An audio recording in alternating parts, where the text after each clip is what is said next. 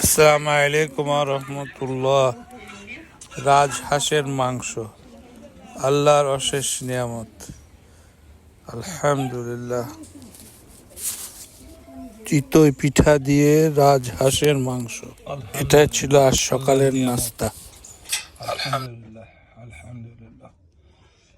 শীতে সময় করে নিকট আত্মীয়দের বাড়িতে বেড়াতে যান, নিজেরও ভালো লাগবে, ওদেরও ভালো লাগবে।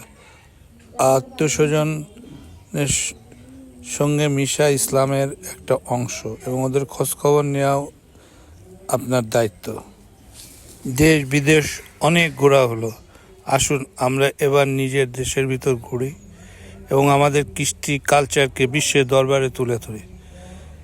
এতে মানুষ আমাদের সংস্কৃতি জানতে পারবে, আমাদের খাবার দাবার সম্বন্ধে তাদের আইডিয়া হবে, যাতে বিদেশি পর্যটক আমাদের দেশে আসবে এবং আমাদের অর্থনৈতিক উন্নয়ন হবে।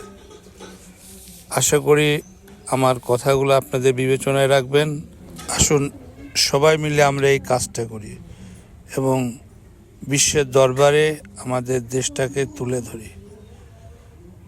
আল্লাহ হাফেজ। আসসালামু আলাইকুম ওয়া রাহমাতুল্লাহ।